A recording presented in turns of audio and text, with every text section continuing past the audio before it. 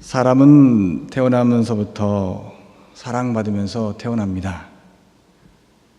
물론 간혹가다 사랑받지 못하는 가운데서 태어나는 경우도 있지만 보통 보면 사랑 가운데 태어나죠. 어머니 뱃속으로부터 한 인간으로서 인정받고 사랑받으며 자라나게 됩니다. 그래서 그런지 몰라도 우리나라는 태어나면서부터 한 살이 됩니다. 물론 요즘에 만 나이도 여기 쓰지만 하여튼 태어나면서 한 살이 되는 것을 볼 수 있습니다. 뱃속에 있었던 시간, 사랑받는 그 시간, 그 순간이 바로 인간이 되는 순간이고 인간은 그렇게 시작됩니다. 인간은 생명이 만들어진 순간부터 수많은 관심과 사랑을 받습니다. 이처럼 부모가 자녀를 사랑하듯 하나님도 우리를 지으시고 사랑하셨습니다. 모든 것을 우리에게 맡기시고 하나님의 뜻대로 살기를 원하셨습니다. 서로 사랑하며 용서하고 나누며 살기를 원하셨습니다.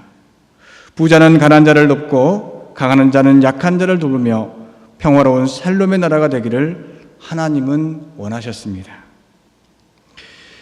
그러나 사람들은 자신의 욕심에 따라 살았습니다. 이것은 예나 지금이나 크게 별반 다를 것 없는 것 같습니다. 오늘 본문 17절은 이렇게 기록하고 있습니다. 이스라엘 족속이 그 고토에 거할 때 그 행위로 그 땅을 더럽혔나니. 이 말은 이스라엘 족속이 자기 땅에 살면서 그 행위로 그 땅을 더럽혔는데 그것은 무엇 때문에 그렇게 더럽혔을까? 결론적으로 말하자면 인간의 탐욕, 인간의 욕망, 인간의 여러 가지 시기 질투로 그 땅을 더럽혔습니다.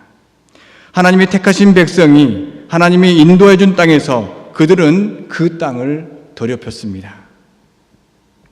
이스라엘 민족은 원래 유목민 아니었습니까? 양을 치고 또 떠돌아다니는 히브리 민족 이렇게 이야기하는데 땅을 소유하지 못한 채 떠돌아다녔습니다.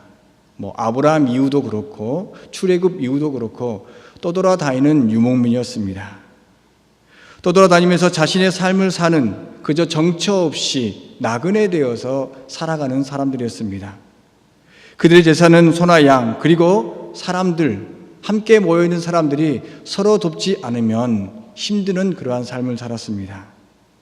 그래서 그들은 가난한 삶을 살았습니다.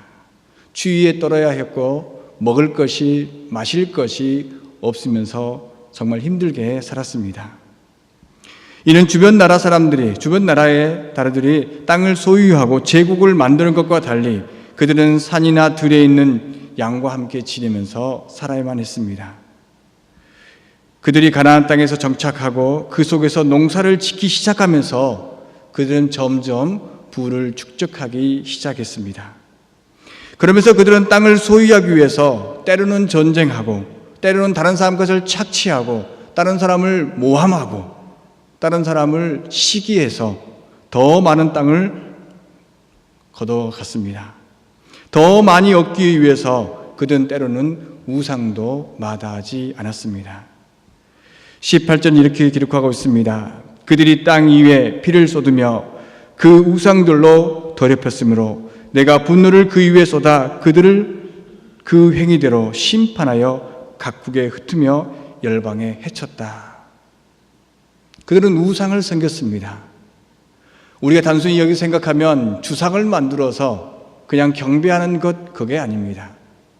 그들이 꿈꾸고 바라던 그것이 이루어지는 그 순간을 위해서 무엇인가를 만들었는데 형상을 만들었는데 단순한 물건으로 만든 형상이 아닙니다. 하나님의 나라에서 하나님의 법을 갖고 사는 것이 아니라 자신의 욕망이 투영된 어떠한 물건을 만들어 놓고 그것을 섬기면서 자신의 욕망을 채워갔습니다. 특별히 이스라엘 민족을 책망하는 예언자들은 이스라엘 백성들이 우상을 섬겼다 이렇게 말을 하지만 궁극적으로 살펴보면 이스라엘 백성이 아닌 이스라엘을 다스리는 소수 엘리트 집단, 지도자 집단, 0.1%의 집단이 하나님에 대한 율법을 어기고 착취하고 또한 억압하였기에 하나님은 그것을 가만두지 않으셨습니다. 그들의 우상 섬김을 통해서 많은 백성들이 힘들어하고 오늘 본문에 있는 대로 흩어져 버렸습니다. 그들은 하나님의 뜻 율법을 버렸습니다. 하나님의 뜻 율법은 하나님의 백성이 살아야 할 도리였습니다. 십계명을 버렸습니다. 하나님께 드려야 할 제사법을 버렸습니다. 정결법을 잊어버렸습니다. 오로지 자신의 풍요만을 위해서 그들은 그것을 쫓아갔습니다.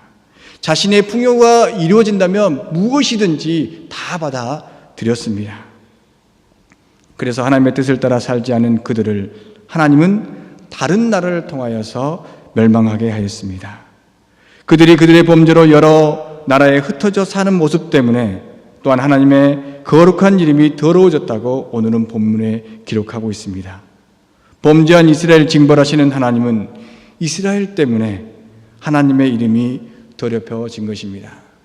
논리적으로 보면 이스라엘 민족이 범죄했고 그 범죄한 민족을 하나님께서 다른 민족을 통해서 치게 하셨고 또 치게 한 그 가운데에서 하나님의 이름이 더럽혀졌는데 결과적으로 보면 하나님께서 모든 것을 그렇게 이끌어 간 것입니다. 하나님의 이름을 다른 사람이 아닌 하나님 백성 때문에, 하나님이 택하시고 부른 백성 때문에 세상 사람들로부터 하나님의 이름이 욕되게 되었습니다. 이 모습을 볼 때 우리는 자식의 잘못 때문에 부모가 욕을 먹는 그런 경우와 비슷합니다. 분명 자식들의 욕심 때문에 일어난 일이지만 그 일 때문에 부모가 어려움에 처한 것을 우리는 종종 볼 수 있습니다. 자식들의 잘못 때문에 부모가 욕을 먹는 그러한 상황, 믿는 자의 그 모습이 올바르지 못하기에 하나님의 이름이, 하나님의 교회가 욕을 먹는 그러한 상황, 그런 상황이 오늘 본문의 상황인 것입니다. 하나님을 믿는 사람들이 또한 잘못 믿어서, 또한 잘못 보고 하나님의 뜻을 어겨서 세상 사람들부터 비아냥거림을 당하는 그러한 현실이 본문의 현실입니다. 그래서 하나님은 이스라엘이 또한 더럽혀진 하나님의 이름과 명예를 그대로 두지 않으셨습니다. 이스라엘 위해서가 아닌 하나님의 거룩한 이름을 회복시키기 위해서 계획을 가지고 있었습니다. 우리는 하나님께서 이스라엘 민족을 구원하겠다라고 하는 물론 그런 부분들도 있습니다. 그러나 오늘 특별히 하나님께서 이스라엘 민족을 구원하시고자 하는 이유는 이스라엘 민족이 회개나 이스라엘 민족이 불쌍해서가 아니라 내 이름이, 하나님의 이름이 더럽혀짐을 그냥 두지 않으시고 그것을 회복시키기 위해서 이제 하나님께서 일어날 모습을 볼 수 있습니다. 하나님은 부정한 것을 거룩하게 하십니다. 사실 세상은요, 부정한 것과 정한 것이 만나면 어떻게 됩니까? 부정하게 됩니다. 이게 세상의 이치입니다. 검은 물과 맑은 물이 만나면 어떻게 됩니까? 흙탕물이 됩니다. 그러나 하지만 정한 하나님은, 거룩한 하나님은 부정한 것을 만날 때 그 영향력이 부정한 것을 깨끗하게 하시는 하나님의 능력이 있습니다. 세상은 스스로 거룩할 수 없습니다. 오직 하나님의 임재만이 거룩함을 회복할 수 있습니다. 그들은 이미 더럽혀진 민족이 되어서 거룩한 백성, 구별된 백성, 깨끗한 민족으로 살 수 없었습니다. 회복할 수 있는 길이 전혀 없었습니다. 더욱이 하나님의 이름을 부를 수 있는 그 힘도 능력도 사라져 버렸습니다. 더 이상 하나님 앞에서 고개를 들 수 없었습니다. 그래서 하나님은 이방 가운데서 자신의 이름을 거룩하게 하고자 하였던 것입니다. 이스라엘 민족이 회개하고 돌아와서 하나님 저희를 구원하여 주십시오. 저희가 잘못했습니다. 라고 했을 때 하나님께서 그들에게 구원을 손을 뻗친 것이 아니라 그들이 절망 가운데 그들이 아무것도 할 수 없는 그 순간 다른 누구의 도움이나 이스라엘의 회개로부터가 아닌 하나님 스스로 이스라엘 민족 때문이 아닌 더럽혀진 이름 때문에 거룩함을 회복시키려고 하시는 하나님의 역사가 오늘 본문의 역사입니다. 하나님의 이름을 거룩하게 한다는 것은 바로 모든 나라가 여호와를 또 하나님으로 인정하는 것입니다. 이스라엘이 범죄하고 멸망한 곳에서 통해 이방인들은 하나님이 실패하고 무능한 신이라고 여겼습니다. 하나님, 왜 그러느냐면 당시의 신관에서는 그 민족이 멸망을 하면 곧바로 그 신도 무능한 신으로 멸망하게 되는 것이죠. 당시는 인간과 인간의 싸움은 신과 신과의 싸움으로서 이쪽이 지면, 인간이 지면 이 신도 지게 된 그런 세계관을 가지고 있습니다. 즉 이스라엘 민족이 지금 무능하여서 무너졌기에 하나님을 조롱하는 세상 사람들이 있는 것입니다. 이방 사람들의 생각에 신이라는 존재는 자신을 돌보고 자신들의 부를 위해서 존재하는 신으로 여겼습니다. 그 신이 없게 되는 거죠. 이스라엘 민족이 부도 없고 또한 힘도 없고 나라되어 있게 되는 그 순간 세상 사람들은 하나님을, 여호와 하나님을 낮추고 비아냥거리고 조롱하고 있는 것입니다. 세상의 신들은 오로지 인간의 부를 위해서, 인간의 풍요를 위해서 존재하기에 그들의 신은 도덕적이거나 질서를 가지지 못합니다. 오직 인간에게 사탕만을 주는 부모와 같은 신이었습니다. 울면 사탕 물리고 필요할 때마다 사탕을 물려서 아이를 그저 방치하는 그러한 부모와 같습니다. 풍요의 신, 물질의 신, 그들이 추구하는 신은 그러했습니다. 그러나 하나님은 인간에게 사탕만 주는 신이 아니라 매를 들고 심판하며 가슴 아파하시며 인간을 사랑하시는 분이었습니다. 인격을 가진 하나님, 그 하나님은 자신의 이름이 더럽혀진 것을 결코 차마 눈뜨고 볼 수가 없었습니다. 이방신들 같이 취급당하는 것을 도저히 용납할 수 없었습니다. 인격도 없고 풍요만을 추구하는 그런 신과 같이 여겨지는 것을 그냥 두고 볼 수 없었습니다. 그래서 하나님은 자신의 이름을 위하여 이스라엘 백성을 이방 민족 가운데서 데리고 나올 것을 말씀하고 있습니다. 24절에 내가 너희를 열국 중에서 취하여 내고 열국 중에서 모아 데리고 고토에 들어가서 맑은 물을 너희에게 뿌려서 너희로 정결하게 하되 곧 너희 모든 더러운 것에서와 모든 우상 숭배에서 너희를 정결하게 할 것이다. 하나님은 자신의 이름을 위하여 이스라엘을 구원해 내셨습니다. 여기에는 인간의 회개가 선행되지 않습니다. 이스라엘 민족이 내가 잘못했습니다, 나를 도와주시소서 라고 하는 회개가 존재하지 않습니다. 하나님은 아직 회개하지 않는 이스라엘 민족을 자신의 이름을 위하여 그들을 용서하시고 정결케 하셨습니다. 돌아온 탕자를 기다리는 부모의 심정, 이미 용서하고 돌아오기만을 기도하는 탕자의 아버지의 마음이 우리 하나님의 마음이었습니다. 모든 더러운 곳에서와 우상으로부터 정결케 하시며 새 영을 너희 속에 두어 새 마음을 너희에게 주되 굳은 마음을 제하여 버리고 부드러운 마음을 줄 것을 약속하셨습니다. 하나님은 이스라엘이 그리고 우리가 아직 죄인 됐을 때부터 우리를 사랑하시고 용서를 베푸셨습니다. 하나님도 이스라엘 양의 매를 드셨지만 그것은 사랑의 매였습니다. 하나님은 이스라엘을 버리신 것처럼 보이지만 그를 사랑하셨습니다. 그래서 그들이 아직 회개하지 않았지만 용서하셨습니다. 우리의 신앙 가운데 내가 회개하면 하나님께서 용서해 줄 것이다, 내가 무엇인가 잘못을 하나님께 구하면 하나님께서 나를 용서해 줄 것이다 라고 하는 기본적인 신앙이 있습니다. 틀린 신앙은 아닙니다. 그러나 더 크신 하나님의 사랑은 우리가 회개하기 이전에 하나님은 용서하고 기다리시는 하나님이십니다.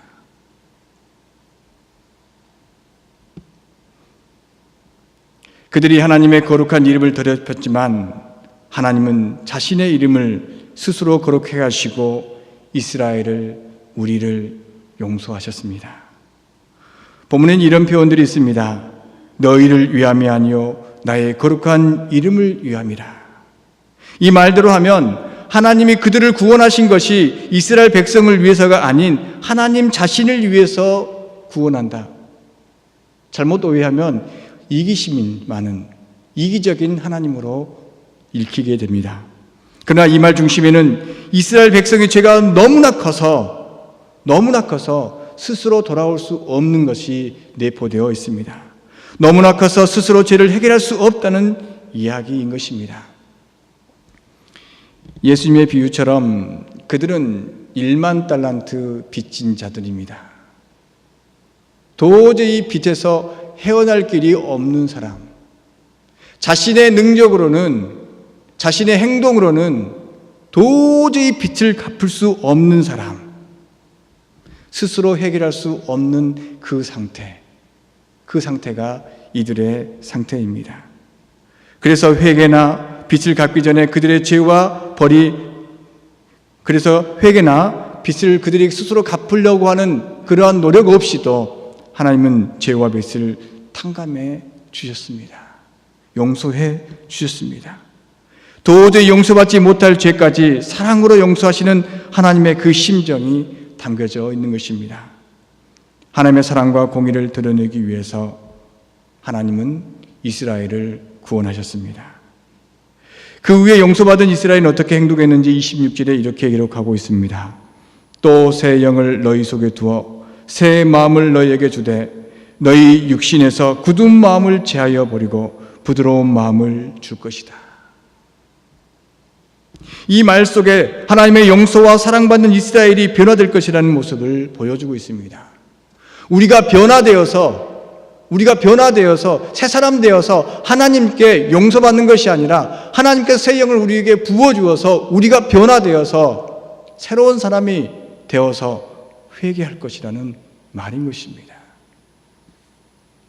이어지는 말씀으로 하나님은 이스라엘이 하나님의 윤리와 규례대로 살기를 원하고 계십니다. 굳은 마음, 죄인된 마음이 부드러운 마음으로 변하여 하나님의 백성으로 회복된다는 말씀을 하고 계십니다. 그리고 28절에 하나님이 너희 열조에게 준 땅에서 너희가 거하며 내 백성이 되고 나는 너희 하나님이 되리라고 말씀합니다. 그 위에 말씀 속에서 구원받은 백성이 기근이 임하지 않으며 나무의 실과와 밭의 소산이 많을 것이며 다시는 기근 때문에 다른 민족들로부터 조롱받지 않을 것이라는 약속을 하십니다. 31절에 그때 이스라엘은 회개할 것이다. 내가 이렇게 잘못했음에도 불구하고 하나님께서는 나를 끝까지 사랑하시고 나를 용서하시고 기다리신 그 가운데 하나님은 우리를 사랑하셨기에 이스라엘 민족이 그 사랑 때문에, 그 용서 때문에 회개할 거라 말을 하고 있습니다. 돌아온 탕자가 아버지께로 돌아간 것은 회개가 아니었습니다. 나의 배고픔을 채우고자, 아버지 집에 가면 내 배고픔을 채우고자 돌아간 것입니다. 그에게 진정한 회개는 아버지가 먼 발치에서 나를 기다리는 그 모습을 보고 나는 아버지의 아들로서 부름받을 자격이 없습니다라고 고백하는 그 순간, 아버지의 용서, 아버지의 사랑을 깨닫는 그 순간 그는 회개했던 것입니다. 그때 너희가 너희 악한 길과 너희 불선한 행위를 기억하고 너희 모든 죄악과 가증한 일을 인하여 스스로 믿게 보리라.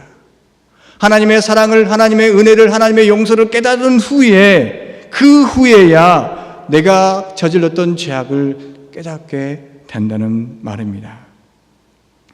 하나님의 이스라엘 백성을 사랑하시고 용서하시고 구원하여 평화로운 나라를 만든 후에야 그들은 회개할 거라고 말씀하고 있습니다. 그들이 회개했을 때 하나님의 용서가 임한 것이 아니라 하나님은 그들을 이미 사랑하시고 용서하시고 구원의 손길을 펼치고 계셨습니다. 그것을 깨닫는 후에야 비로소 회개하였습니다. 이것이 하나님의 은혜입니다. 우리의 노력으로 하나님께 나아가는 것이 아니라 우리가 아직 죄인 됐을 때 우리를 용서하시고 십자가의 사랑을 베푸신 것입니다. 이것이야말로 진정한 하나님의 은혜입니다. 그래서 우리는 하나님 앞에서 겸손할 수밖에 없으며 이렇게 고백할 수밖에 없습니다. 우리가 아직 죄인 됐을 때 그리스도께서 우리를 위하여 죽으심으로 하나님께서 우리에게 대한 자기의 사랑을 확증하셨느니라. 우리가 아직 죄인 되었을 때 주님께서 십자가에 못 박히시고 우리를 위해서 돌아가셨어. 자기의 사랑을 온전히 보여주신 것입니다. 하나님의 이 사랑을 깨달을 때 바로 우리의 믿음이 시작이 됩니다. 부모님의 주심의 사랑을 아는 것으로부터 효도의 첫 길인 것처럼 우리에게 주신 하나님의 사랑과 용서를 아는 그 순간부터 우리가 시작해야 될 일인 것입니다. 하나님의 용서하심으로 우리는 우리의 잘못을 뉘우치며 하나님의 용서가 또한 감사의 눈물을 흘리게 합니다. 그리고 우리는 구원받은 자로서 새로운 삶을 시작합니다. 그런데요, 여기서 끝이 아닙니다. 우리가 용서받고 회개하는 데 끝이 아닙니다. 그것은 시작일 뿐입니다. 학교 다닐 때 학위 학사 받고 석사 받고 마지막 박사학위까지 받습니다. 박사 받으면 끝이 나는 줄 아십니까? 아닙니다. 박사라고 하는 것은 이제 스스로 학문 활동을 할 수 있는 자격만 부여받은 것입니다.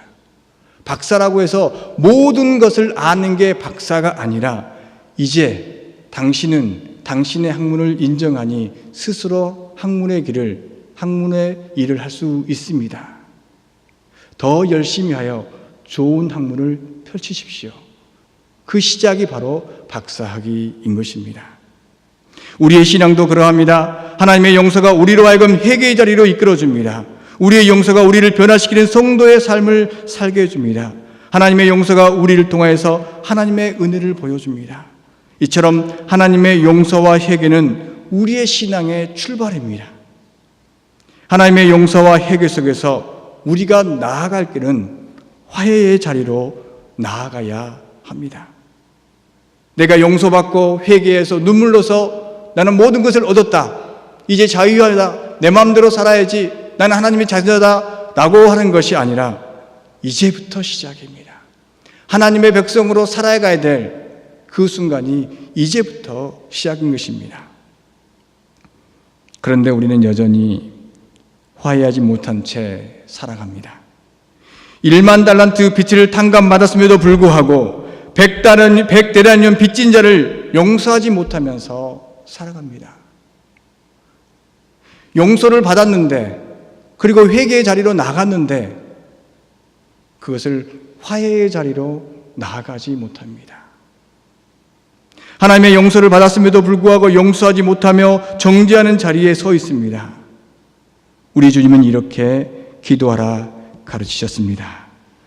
우리가 우리에게 잘못한 사람을 용서해 준 같이 우리 죄를 용서하여 주시고, 우리 주님은 이미 용서하고 기다리십니다.